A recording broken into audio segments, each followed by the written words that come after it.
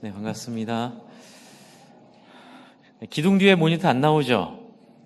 네, 기둥 뒤에서 나오십시오. 죄송합니다. 저는 여태껏 몰랐는데 예전에 어떤 분이 교회에 안 나오신 것 같아서 제가 인사를 드렸거든요. 못 뵀다고 그랬더니 기둥 뒤에 있었다고 그러시더라고요. 기둥 뒤에 계시면 제가 주일 안 나온 거로 여깁니다. 오늘 잠깐 어젯밤에 갑자기 탄자니아에서 카톡으로 사진이 많이 날라와서 제가 그걸 좀 같이 나눠야겠다 오늘 생각이 들어서 잠깐 탄자니아 중학교 졸업식이 어젯밤에 있었습니다. 그 사진 잠깐 함께 보시고 같이 말씀 나누겠습니다. 사진 좀 보여주십시오. 네. 네, 이게 지금 중학교 사진, 어제 졸업 사진이고요. 이게 안 나오는군요. 네. 이게 건물인데요. 제가 왜 보여드리냐면 이 건물이 저희 교회가 2007년인가 8년인가요? 저희 교회가 한 2억을 저희가 선교지로 보낸 적이 있습니다. 그 중에 5천만 원이 저 건물입니다. 저희가 보냈던 건물, 거기서 지금 한 졸업식입니다.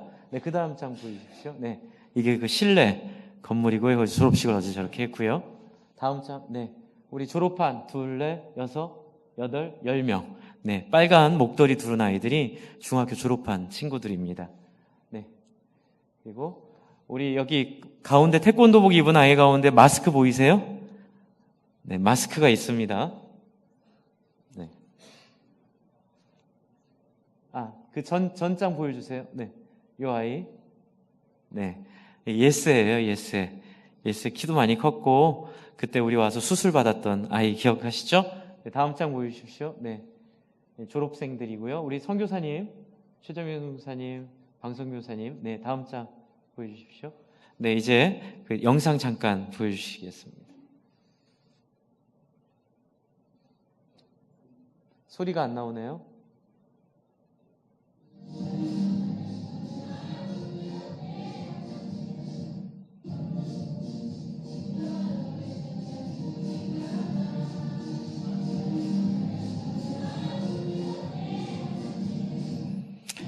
네, 이제 켜주시면 감사하겠습니다. 저 중학교가 저희가 사실 보낸 헌금으로 세워졌는데요. 제가 이거 보여드린 이유는 솔직히 말씀드리겠습니다. 옆에 주차장 공사가 시작되면서 미묘한 마음이 제가 좀 들었어요.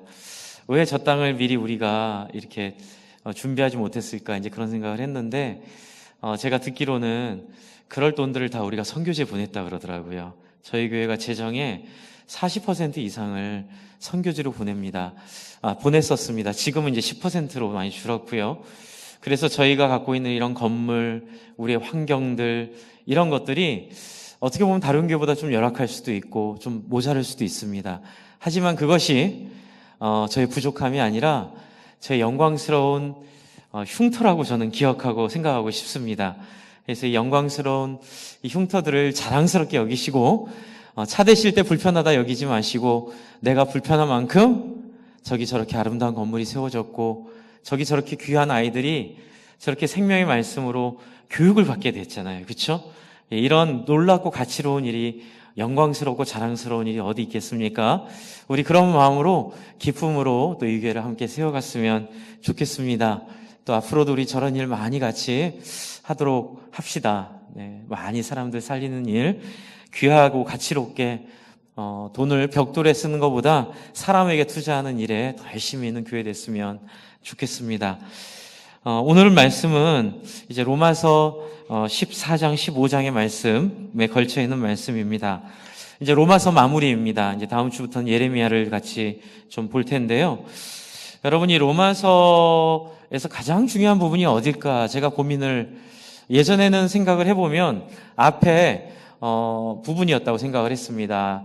예수 믿고 구원받았다. 예수 믿고 의롭게 됐다. 그러나 로마서를 공부하면 공부할수록 묵상하면 묵상할수록 생각이 많이 바뀌게 됩니다.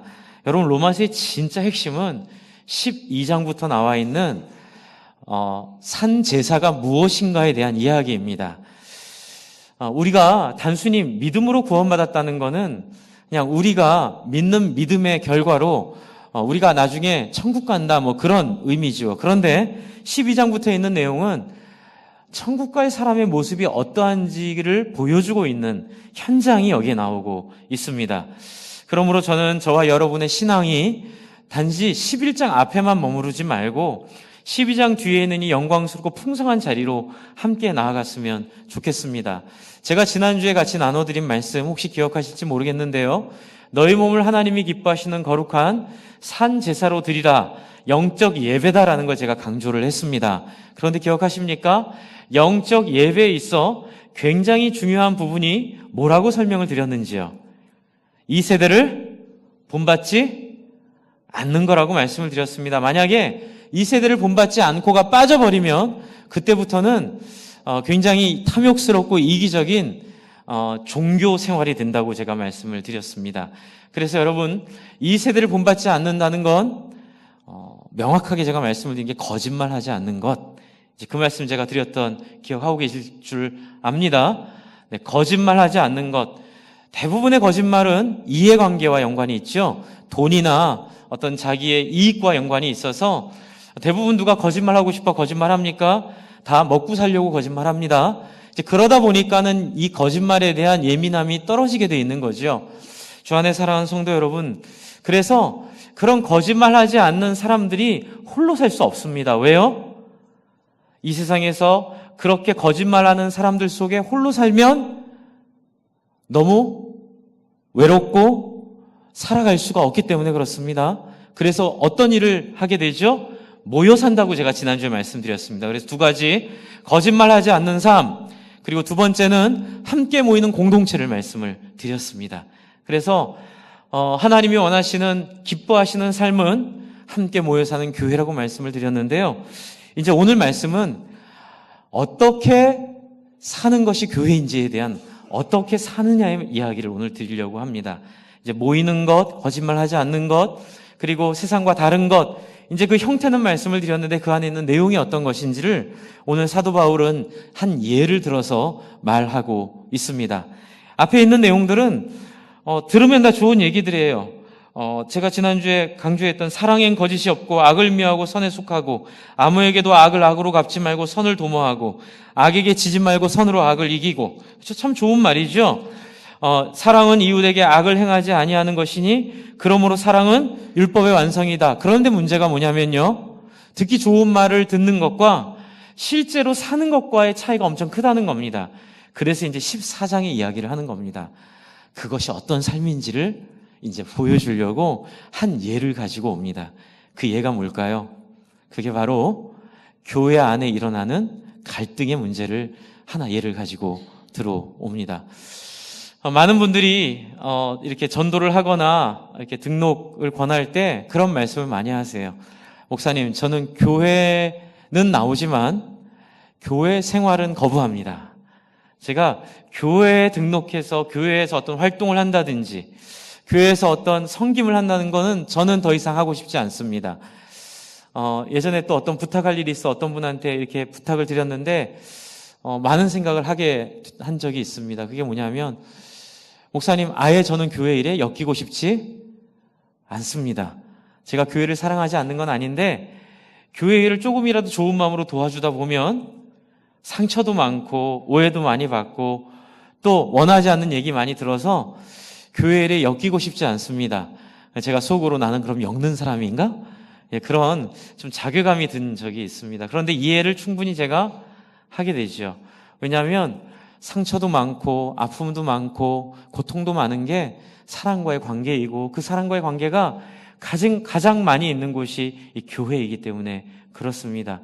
여러분, 세상은요 갑을관계가 분명합니다. 회사는 선배 후배 관계가 분명하고요, 사장과 종업원 관계가 분명해서 이렇게 리얼하게 나타나지가 않습니다. 그런데 교회는 그렇지 않습니다. 교회는 다 독립적이고 하나님 앞에 개인적으로 구원받은 사람들이기 때문에 할 말 다 합니다. 네, 줄 상처 다 줄 수 있습니다. 그래서 교회가 더 힘들어 보이는 거예요. 이제 그래서 사도 바울이 하는 얘기가, 너희가 교회로 사는 영광이 바로 그 문제를 극복하고 해결하는 데 있는데 그럴 만한 능력이 하나님께 있다고 오늘 지금 이 본문 가운데서 설명하고 있습니다. 여러분 14장에 있는 문제는 어떤 문제냐면요. 그 당시 그리스도인들 중에 유대파 그리스도인이 있었고요. 헬라파 그리스도인이 있었습니다. 뭐냐면 출신이에요. 유대인으로 예수님을 믿은 사람들과 이방인으로 예수님을 믿은 사람들이 있었는데 문제가 하나 있습니다. 그게 뭐냐면요. 문화가 다른 거예요. 문화가 어떻게 다르냐면 유대인들은 먹으면 되고 먹으면 안 되는 음식이 분명합니다. 그래서 유대인들이 구별하는 음식들, 절대로 먹어서는 안 되는 음식들이 있습니다. 그런데 이방인들은 그런 게 너무 많이 다른 거예요. 그런데 여러분 제가 한번 여쭤보겠습니다. 예수 그리스도의 복음은 우리가 먹어야 될 것, 먹지 말아야 될 것의 선을 없앴습니까? 아니면 더 분명하게 했습니까?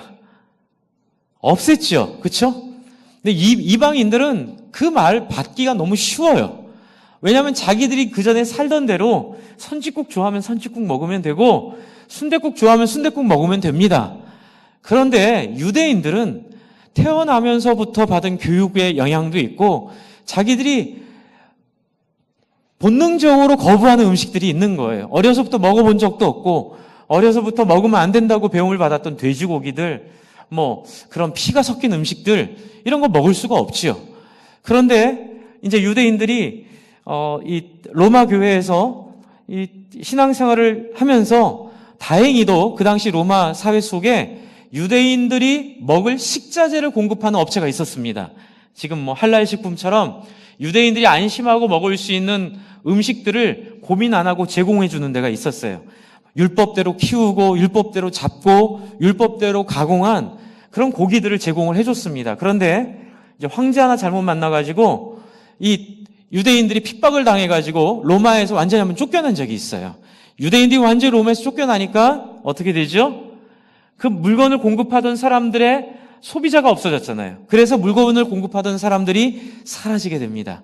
그리고 나서 몇 년이 지난 후에 다시 황제의 어떤 칙령이 바뀌어가지고 유대인들이 돌아와 이 로마 교회 안에 들어와 있게 된 거예요. 그럼 어떤 문제가 있습니까? 유대인들에게 더 이상 율법에 의거해서 만들어줘서 이렇게 공급할 업체가 없어진 거죠. 그럼 유대인들은 이렇게 결심한 겁니다. 누가 어떻게 잡은지도 모르는 고기 나는 평생 안 먹겠다. 그리고 채식주의자를 선언합니다. 그리고 교회에서 고기를 안 먹어요. 어떤 고기이든 먹지 않습니다. 왜요? 어떻게 잡았는지 모르니까요. 율법에 반해서 잡을 수 있다는 두려움 때문에 스스로 고기 먹기를 포기합니다. 그런데 문제가 생긴 거예요. 밥하기가 너무 어려운 겁니다. 주방 봉사자들이 밥을 해줘야 되는데 하나 해가지고 같이 먹으면 너무 좋은데, 그쵸? 유대 출신 그리스도인들만 먹을 밥을 따로 해야 되는 거예요. 그래서 여기서 어떤 갈등이 생기냐면요. 짜증을 내기 시작합니다. 그러다가 이게 좀 발전을 해서 신학적 정죄를 하기 시작합니다. 그리고 서로 비판하고 비난하기 시작합니다. 여러분, 사도 바울이 이 문제에 대해서 지금 정리를 해주고 있는데요. 이 정리가 매우 이렇게 세밀하고 예민한 부분을 가지고 정리를 하고 있습니다. 우리 생각 같으면 어떻게 해야 될까요? 유대인들 어떻게 하면 돼요? 먹게 하면 돼요. 그렇죠? 예, 먹게 하면 됩니다. 그런데 사도 바울은 그렇게 하지 말라고 합니다. 그러나 옳은 건 뭐가 옳은 거죠? 고기를 먹어도 됩니다. 그런데 유대인들은 문화적으로 거부감을 갖고 못 먹고 있습니다. 신학적으로 성경 공부를 제대로 시켜서 고기를 예를 들어 상공부 마지막 시간에 돼지 족발 먹어보기 이런 코스를 하나 넣어가지고 제자 훈련을 시킬 때 고기를 먹이면 됩니다. 그런데 사도 바울은 그렇게 안 하죠. 그 이야기가 오늘 14장의 이야기입니다. 여러분, 저희도 교회 생활을 하다 보면 이런 어려움들을 많이 겪습니다. 교회 일을 하다 보면 불성실한 일도 보이고 또 여러 가지 케이스들이 나오게 되죠. 그러면 거기서 많이 갈등하게 됩니다. 혼을 내기도 하고 때로는 싸우기도 하고 때로는 소리를 버럭 지르기도 하고. 그런데 다 이유가 있어요. 다 교회를 위해서예요. 내가 뭐 좋아서 혼내는 줄 아니? 내가 좋아서 소리친 줄 아니? 보다 못 봐가지고 저렇게 일을 하면 교회 일이 망가지니까 내가 그 사람을 사랑하지 않아서가 아니라 이렇게 하면 안 되기 때문에 규율을 잡으려고 이렇게 얘기하는 거야. 그런데 여러분, 오늘 사도 바울의 얘기를 통해서 이제 그런 것들을 언제는 그렇게 하고 언제는 그렇게 하지 않는지에 대한 구별을 오늘 사도 바울은 자기의 이야기를 통해서 우리에게 해주고 있습니다. 저는 이 말씀을 통해 우리가 정말 지혜로운 교회로 세워져 가기를 바랍니다. 그리고 정말 아기 목욕물을 버리다가 아기까지 버린다는 러시아 속담에 있는 이야기처럼 정말 좋은 일을 하기 위해 하다가 그 좋은 일을 망쳐버리는 그런 일이 생기지 않기를 바랍니다. 그리고 마지막은 이런 일들을 잘 우리가 극복해내서 정말 교회가 오고 싶고 참 만나고 싶고 참 기대하고 싶은 교회로 우리 교회가 잘 세워지기를 바랍니다. 여러분, 그래서 사도 바울이 14장 1절부터 12절까지 지금 그 얘기를 하면서 형제를 무조건 비판하면 안 된다고 전제를 지금 얘기해주고 있습니다. 너희가 아무리 그 안에서 잘못된 걸 보더라도 형제를 비판하지 말아라. 그 이유는 뭐냐면요, 13절부터 18절까지 있는 내용 때문에 그렇습니다. 15절입니다. 만일 음식으로 말미암아 내 형제가 어떻게 되면요, 근심하게 되면 이는 내가 사랑으로 행하지 아니함이라.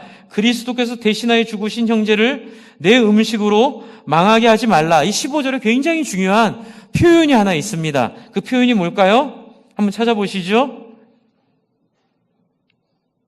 어떻게 하게 되면 사랑이 아니다? 근심하게 만들면 사랑이 아니다. 이렇게 얘기하고 있습니다.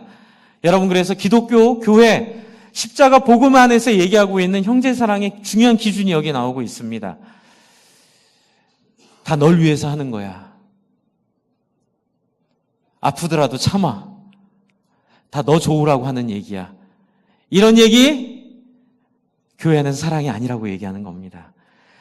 교회 안에서 중요한 사랑의 근거는, 중요한 핵심은 형제의 마음이라고 얘기하고 있죠. 그러니까 그 상대편의 마음이 받을 만한 준비가 되어 있지 않은데, 그것을 받을 만한 마음의 자세가 되어 있지 않은데 그것을 얘기해 버리는 것은 사랑이 아니라고 얘기하고 있습니다. 그래서 어떤 원칙이나 기준보다는 더 중요한 게 뭡니까? 사람의 마음입니다. 여러분, 교회에서는 사람의 마음을 소중하게 여겨야 된다고 말하고 싶습니다.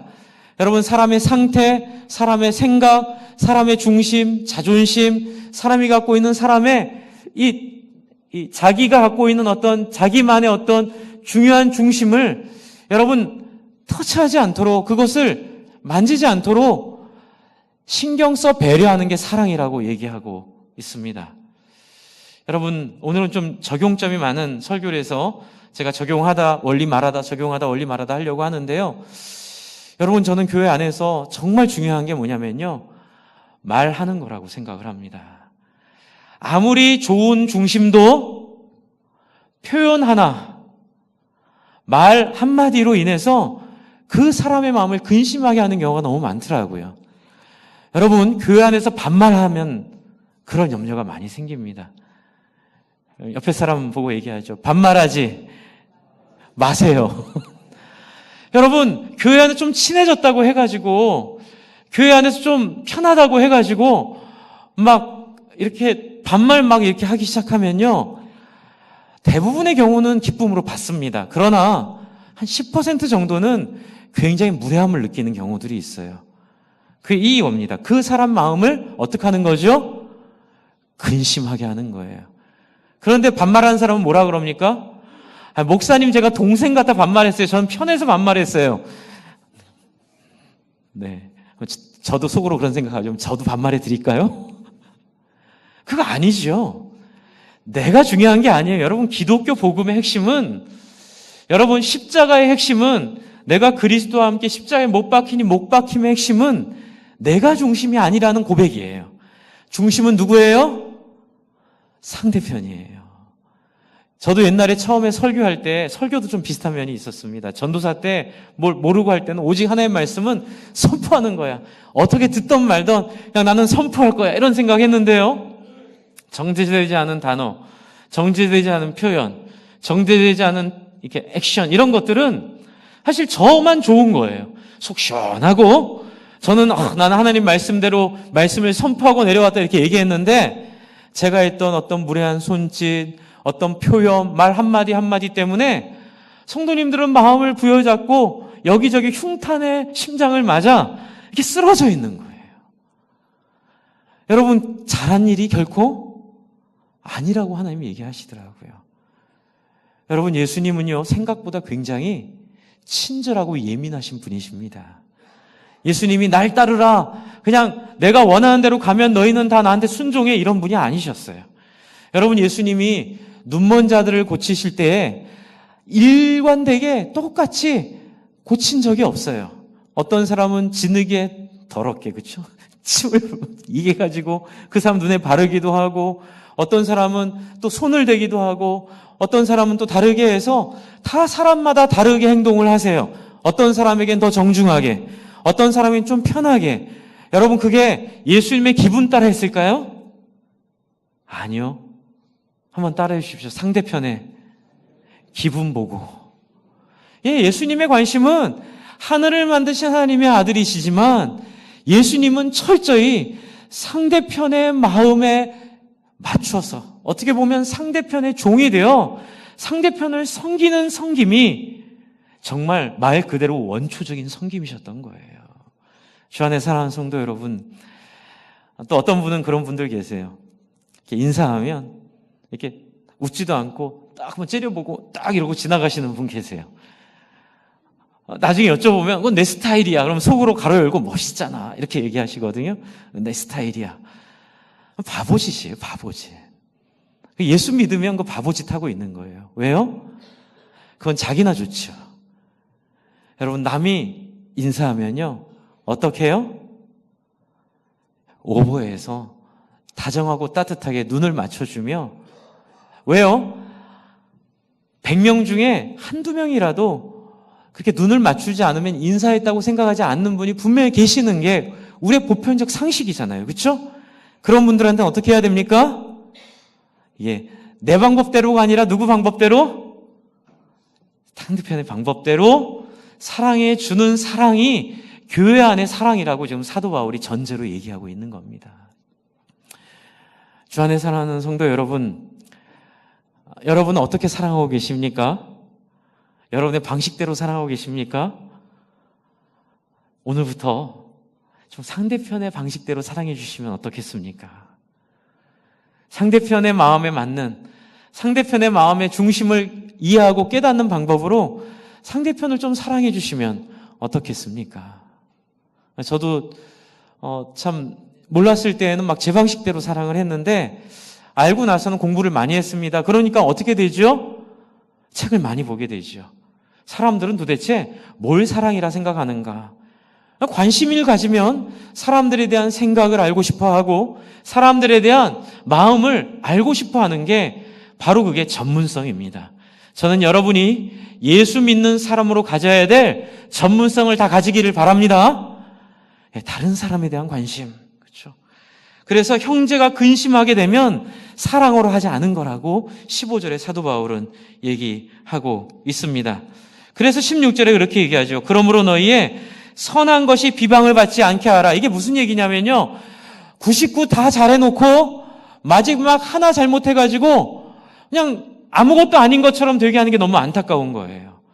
여러분, 많은 분들이 신앙생활을 하는데 여러분, 정말 신앙생활의 꽃은 여러분 교회로 모이는 거라고 말씀드렸잖아요. 그러면 진짜 신앙이 좋은 사람의 결과는 어때야 될까요? 사람들이 많이 모이는 사람이 돼야 됩니다. 사람들이 많이 편하게 생각하는 사람이 돼야 합니다. 그런데 그거 하나 잘 못하면 여러분, 아무리 신앙 99 잘해도 결국 하나님의 마음을 기쁘게 해드리지 못한 일로 결말을 내버리게 된다는 굉장히 중요한 부분을 얘기하고 있는 거죠. 그래서 여러분 17절, 18절에 보면 이제 그래서 얘기하는 겁니다. 하나님의 나라는 먹는 것과 마시는 것이 아니요 오직 성령 안에 있는 의와 평강과 희락이니라. 이로써 그리스도를 섬기는 자는 하나님을 기쁘시게 하여 사람에게도 칭찬을 또는 사랑을 받느니라. 여러분, 먹는 거 중요하지 않다고 얘기하고 있습니다. 우리가 먹는 거, 우리가 중요하게 여기는 여러 가지 것들 아무리 중요해도 그것보다 더 중요한 것은 뭐라고 얘기하죠? 네, 다른 사람에게 종이 되는, 다른 사람에게 맞춰주는 사람의 모습이 가장 중요하다고 얘기하고 있습니다. 저와 여러분 속에 이 고백들이 좀 실현되기를 바랍니다. 네, 이제 다음번을 한번 좀 볼게요. 이제 19절부터 오늘 읽은 본문 19절입니다. 로마서 14장 19절로 한번 가보시죠. 그러므로 우리가 화평의 일과 서로 덕을 세우는 일을 힘쓰나니 음식으로 말미암아 하나님의 사업을 무너지게 하지 말라.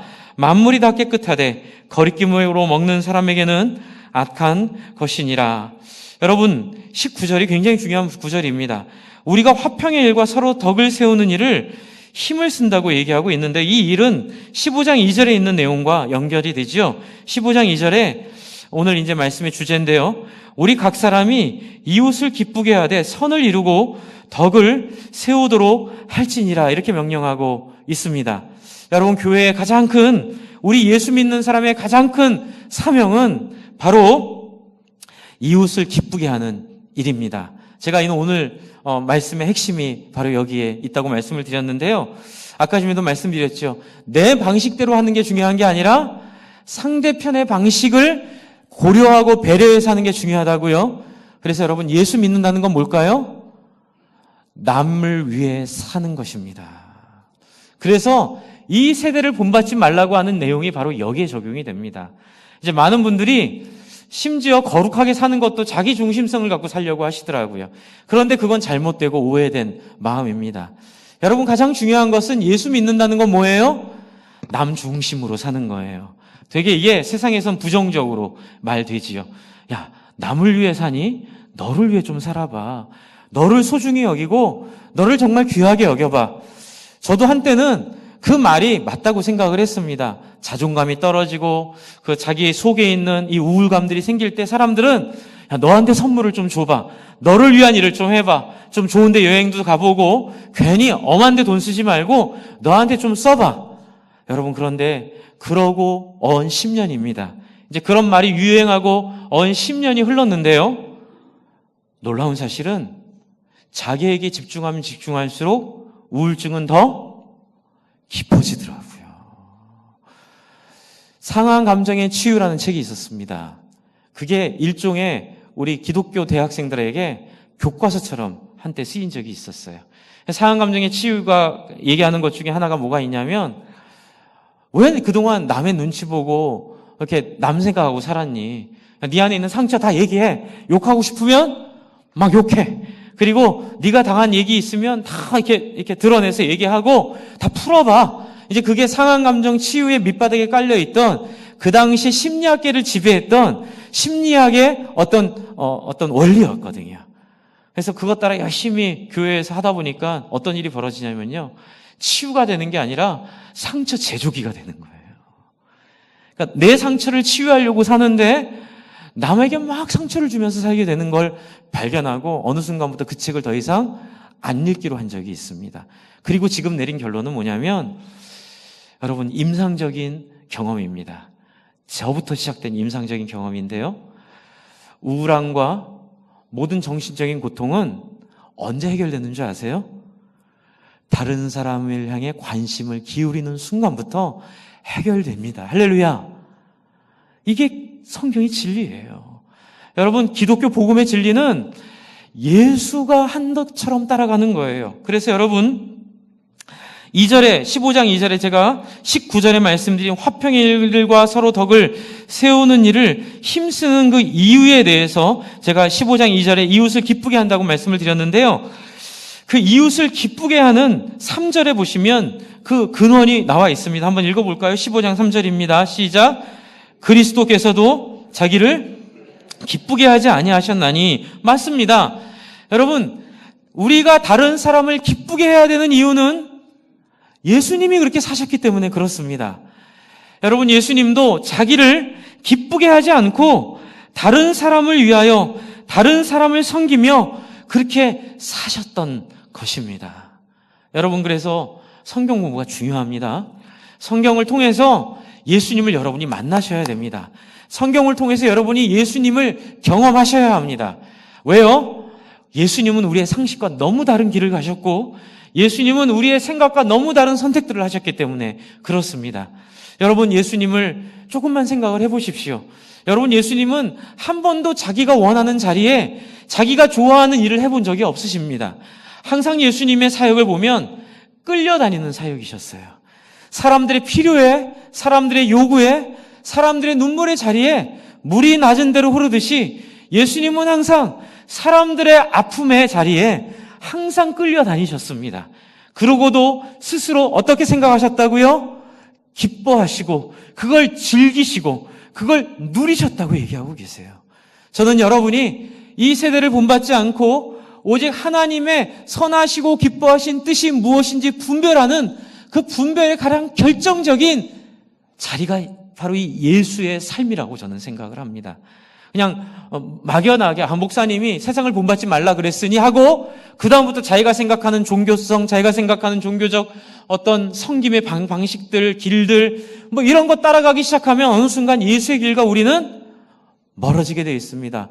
나도 모르게 금박을 불상에 붙이고 있는, 죄송합니다, 그분들을 정말 제가 불쌍히 여겨서 드리는 말씀입니다. 우상에 종되어버린, 그렇죠? 우상에 종되어버린 그런, 제가 지난주에 말씀드린 그런 분들과 같이 똑같이 다를 것 없는 신앙생활을 하게 된다고 제가 말씀을 드리는 겁니다.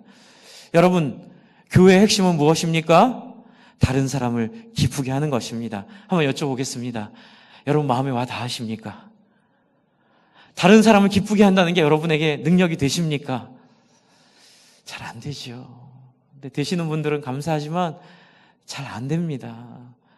여러분, 우리는 이런 얘기 들으면 아유, 이 귀한 주일 아침에 우리 모아놓고 기껏 한다는 얘기가 다른 사람에게 맞추고 살으란 얘기, 그 얘기 내가 들으려고 왔던가, 이렇게 여러분 혹시 생각이 드신다면 죄송합니다.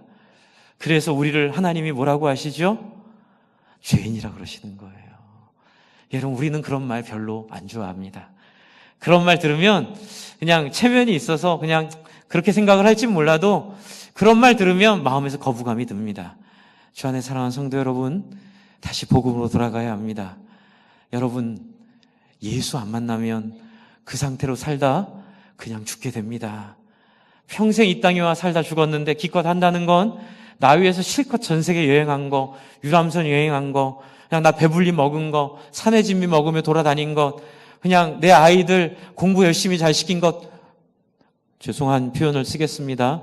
고작 그거 하나 하고 죽은, 아무도 기뻐하지 않고 아무도 행복해하지 않으며 아무도 그 사람의 삶의 흔적을 가지고 그렇게 도움받아 본 적이 없는, 그냥 자기만 살다 죽은 사람의 그 비참한 인생, 여러분, 그런 사람이 어디 간다고 하나님이 얘기하시죠?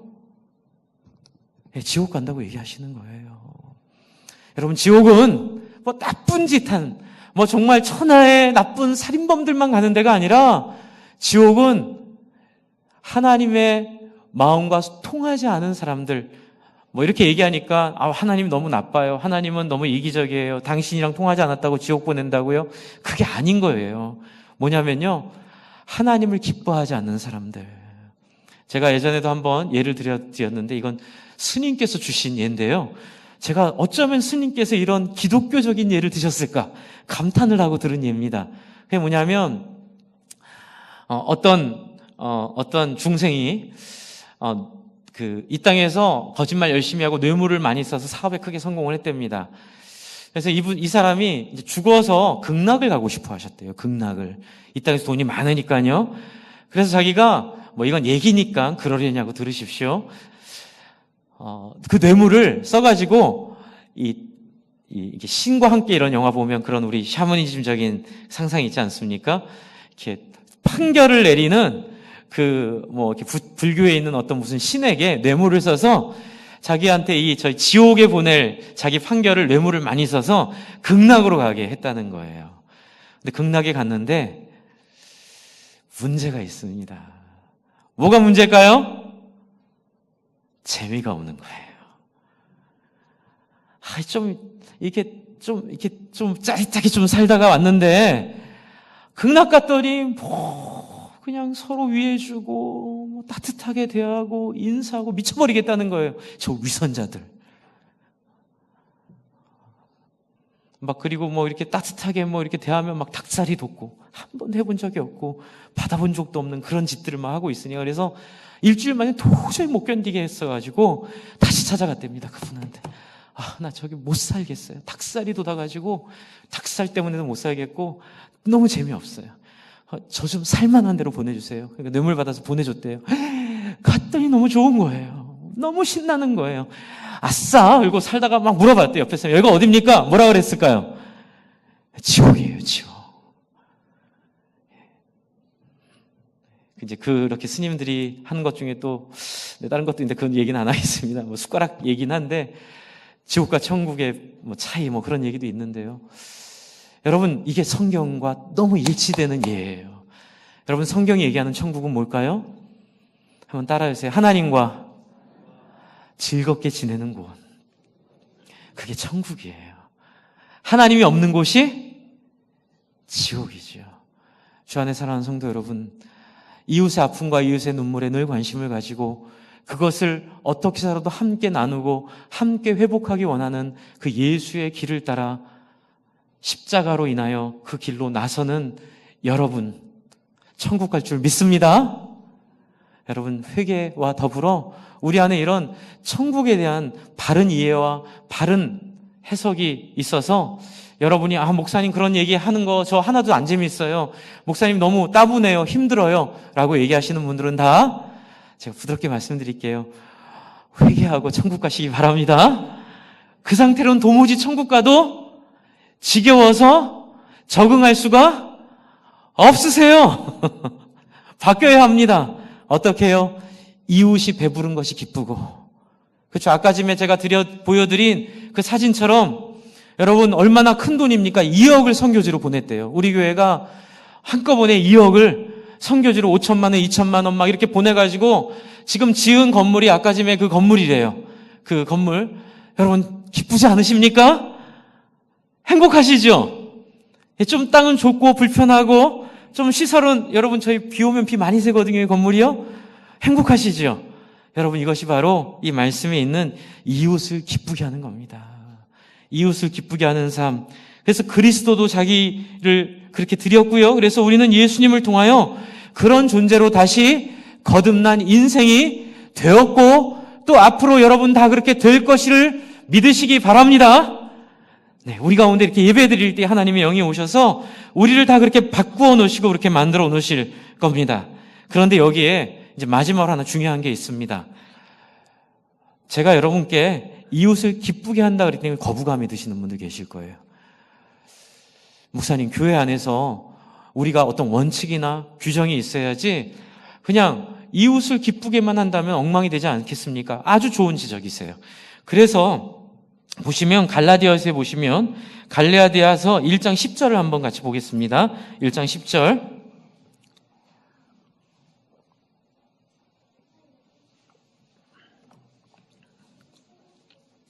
신약성경 302쪽에 있는 말씀입니다. 302쪽. 갈라디아서 1장 10절. 같이 읽습니다. 시작. 이제 내가 사람들에게 좋게 하랴, 하나님께 좋게 하랴, 사람들에게 기쁨을 구하랴, 내가 지금까지 사람들의 기쁨을 구하였다면 그리스도의 종이 아니니라. 또 사도 바울은 여기서 또 이런 얘기를 하고 있는 거예요. 로마서 15장 우리 읽은 본문에서는 이웃을 기쁘게 하는 것이 우리의 인생이라고 말을 했는데 또 갈라디아서는 사람을 기쁘게 하라, 하나님을 기쁘게 하라 이렇게 얘기하고 있거든요. 그래서 제가 이 기쁨의 성격을 마무리로 정리를 좀 해드리겠습니다. 이 이웃을 기쁘게 하되, 중요한 건 우리 각 사람이 이웃을 기쁘게 하되입니다. 이웃을 기쁘게 하되 무엇과 무엇으로 기쁘게 하라 그러죠? 선을 이루고 덕을 세우는 안에서 기쁘게 하라고 얘기하고 있습니다. 그럼 여기서 얘기하는 선과 덕은 뭘까요? 19절에도 있습니다. 그러므로 14장 19절에 우리가 화평의 일과 서로 덕을 세우는 일을 힘쓰나니, 여러분 지금 사도 바울은 계속 이 이야기를 반복적으로 얘기하고 있습니다. 다른 사람을 위해 사는 인생들, 다른 사람을 섬기는 인생들인데 굉장히 중요한 조건이 이 안에 하나 있는 겁니다. 그게 뭘까요? 선과 덕을 세우는 일입니다. 이게 원칙이죠. 그래서 여러분, 선과 덕을 무엇으로 설명해야 될까 고민을 하다가 이번 주 수요일 날 우리 현 현창학 교수님께서 우리 나훔서를 그 책 한 권 이렇게 강의해 주시는 강의를 이번 주에 해주셨는데, 거기서 이 선과 덕에 대한 설명의 해답을 제가 들었습니다. 여러분, 지금 수요 예배 이번 주 거부터 저희가 홈페이지에 올리고 있는데, 여러분 이번 주 나훔서부터 또 수요 예배도 다 챙겨서 들어주시기를 바랍니다. 그 현 교수님께서 이제 이렇게 설명을 하셨어요. 하나님의 속성, 나훔서가 말하는 하나님의 속성, 가장 중요한 것이 있는데 그 속성 중요한 것이 세 가지입니다. 헤세드는 하나님의 사랑입니다. 그래서 하나님의 자비, 사랑. 그리고 두 번째가 미시파트 체데카인데요. 이건 하나님의 공의, 의입니다. 그런데 여기서 얘기하고 있는 선은 뭐냐면 그 하나님의 구약에서 계속 말하고 있는 사랑과 공의와 의, 사랑과 공의와 의, 사랑과 공의와 의, 성경에 계속 나오거든요. 바로 그 얘기예요. 그래서 여기 나오는 기쁘게 하되 선을 이루고 라고 했을 때 이 선은 바로 공의와 의를 얘기하고 있습니다. 그런데 제가 공의와 의를 우리 현 교수님께서 너무 설명을 잘해 주셔서 제가 그 설명 그대로 한번 드리겠습니다. 공의는 미슈파트라고 히브리어는 얘기하고 있고요. 의는 체데카라고 얘기하고 있습니다. 저도 예전에 이 공의와 의가 구별이 잘 안 돼서 저도 막 이렇게 헤매고 그런 적이 많았는데 이번에 명확하게 알게 됐는데요. 먼저 이제 공의인 미시파트는 이제 어떤 의미가 있냐면 바르게 세운다는 동사적 의미가 있다고 합니다. 그러니까 잘못된 것들을 바르게 만든다는 의미가 있죠. 여러분, 주일날 예배 끝나고 우리 현 교수님께서 주신 예인데요. 집에 가실 때 이게 본당이 많이 어지럽혀져 있을 때가 있습니다. 막 의자가 엉뚱한 데 가 있고, 뭐 화분이 옆으로 가 있고, 이럴 때 여러분, 미시파트의 의미는 옮겨진 화분을 제자리로 갖다 놓는다는 의미가 있고요. 그렇죠? 떨어져 나간 어떤 시설물들을 제대로 갖다가 붙인다는 의미가 있습니다. 그런데 이 의미는 안식이라는 의미와 또 연관이 됩니다. 이건 제가 좀 덧붙이는데요. 여러분, 하나님께서 천지를 창조하시고 보시기에 좋았더라라고 말하시면서 제7일에 안식하시거든요. 그 안식의 의미에 바로 이 공의의 의미가 있는 것 같아요. 그게 뭐냐면요, 보시기에 좋은 상태입니다. 여러분, 하나님 보시기에 기쁜 상태, 그게 바로 공의입니다. 그러니까 거짓말하면 안 되고, 돈을 따라 살면 안 되고, 사람이 자기를 지신 하나님의 형상을 벗어나서 사는 게 이 공의로부터 벗어난 인생을 얘기하는 겁니다. 그래서 제대로 있는 역할, 하나님의 뜻하신 대로 사람이 제대로 세워지는 그것이 바로 공의이고요. 이것은 그렇게 만든다는 의미고, 체데카는 바른 관계를 의미한다고 합니다. 그래서 이 공의와 의는 서로 밀접한 관계가 있는데요. 체데카는 명사적 의미가 있고 미시파트는 동사적 의미가 있다는 거죠. 그래서 체데카는 바른 관계, 화평. 그게 뭘까요? 안식을 누리면 누구와 화평하게 되죠? 하나님과 화평을 누리게 되죠. 여러분이 여러분 안에 있는 이 공의롭지 못하고 의롭지 못한 게 예수의 십자가로 해소가 되면 누구와 화평을 누리죠? 하나님과 화평을 누리죠. 그러므로 여러분, 이웃을 기쁘게 하되 어떻게 해요? 공의 가운데, 정의 가운데, 의로운 가운데 이웃을 기쁘게 하라고 말하고 있습니다. 그러니까 우리에게 기준은 바로 하나님의 공의와 하나님의 기준 가운데 이웃을 기쁘게 하는 데 있습니다. 거짓말로 기쁘게 하면 안 되고요. 그리고 음란한 것으로 기쁘게 하면 안 되고요. 그렇죠? 그리고 이기적인 것으로 기쁘게 하면 안 되죠. 그래서 저는 이렇게 이야기를 하고 싶습니다. 이웃을 어떻게 기쁘게 하느냐? 내 기쁨, 이웃도 누리게 하는 게 그 기쁨일 줄 믿습니다. 내 기쁨은 뭘까요? 남을 위해 사는 기쁨을 이웃도 누리게 하는 겁니다. 또 두 번째로 덕을 세우도록 할지니라 라고 했을 때 이 덕이 뭘까요? 덕이 바로 그 헤세드입니다. 그 덕은 바로 하나님의 사랑입니다. 그 헤세드 사랑은 어떤 사랑일까요? 당신의 아들을 먼저 십자가에 달려 죽게 하시면서까지 우리를 향한 하나님의 그 사랑이지요. 저희가 신자의 상 공부할 때 이 사랑을 예를 하나 드는 예가 하나 있는데, 그 예가 뭐냐면, 어떤 판사가 빵 한 덩어리를 돈이 없어서 훔쳐가지고, 배가 고파서 훔쳐서 재판정에 끌려 나온 사람에게 어떻게 하는 게 옳은 걸까라는 질문에 시작되는 설명입니다. 여러분, 어떻게 해야 될까요? 배고픈 사람이니까 봐줘야 되나요? 근데 돈 낼 사람, 배고파서 빵 훔쳤는데 벌금 때리면 이 사람 어떡하라고요? 그래서 가장 훌륭한 판사는 어떤 판사지요? 선고합니다. 100만 원 벌금형에 처한다. 땅땅땅. 이게 실제 있었던 일이랍니다. 미국에서요. 그리고 나서 판사가 내려와서 자기 지갑을 열어 수표를 꺼내서 100불 딱 쓰고 거의 사인해서, 이제 판사로 판결할 때는 판사로 판결하지만 판사로 내려와서는 그 사람에게 한 자연인으로 수표 100만 원짜리 수표를 한 장 주면서 이렇게 얘기하죠.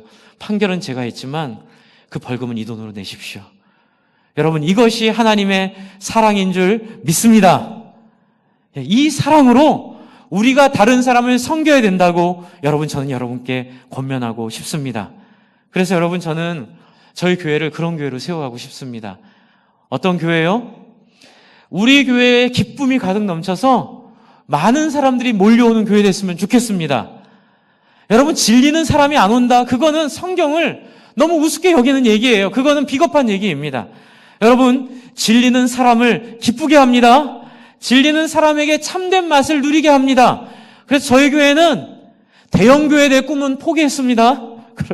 죄송합니다. 아직 그런 것도 없지만, 설령 그런 일이 있다 하더라도 그렇게 되지 않을 겁니다. 여러분이 증인 되어 주십시오.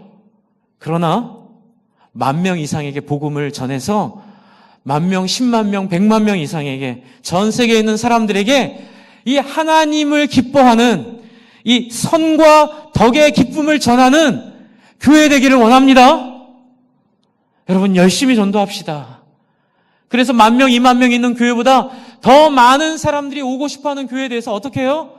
오면 우리 원로 목사님 하셨잖아요. 12 선교사 후원하겠나이다. 12교회 세우겠나이다. 여러분, 오는 대로 그렇게 이 무장시키고 준비시켜서, 그쵸? 이 서울 곳곳에, 수도권 곳곳에, 전국 곳곳에, 전 세계 곳곳에 10명씩, 50명씩, 200명씩 파송하는 교회 되기를 소망합니다. 근데 중요한 건 뭐예요? 이 기쁨을 누리는 이 비법, 이 비결, 이 맛, 이 능력, 여러분, 이것 우리 누리는 교회 되기를 원합니다.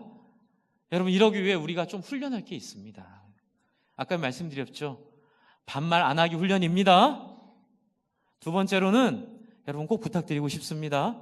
정중하게 서로를 대해 주십시오. 친하다고 해서 막 이렇게 너무 친하게 지내면 그 그룹에 못 들어오는 분들이 소외감을 느낄 때가 있습니다. 그러니까 어떻게 해요? 정중하게 새로운 분들도 함께 마음으로 따뜻함을 느낄 수 있도록 그렇게 똑같이 대해 주시길 바라고요. 또 하나는 좀 어려운 거일 수 있는데, 여러분 식당에서 식사하실 때나 예배 끝나고 나가실 때 누가 뭐라 할 거 없이 먼저 어떻게 해요? 먼저 용기를 내서 반갑습니다. 처음 뵙습니다. 저 아무개입니다. 저 이 교회 장로입니다. 집사입니다. 권사입니다. 먼저 인사하고 어디서 오셨습니까? 어떻게 오셨습니까? 환영합니다. 반갑습니다. 이렇게 따뜻하게 먼저 인사하시기 바랍니다. 안 하시면 간첩입니다.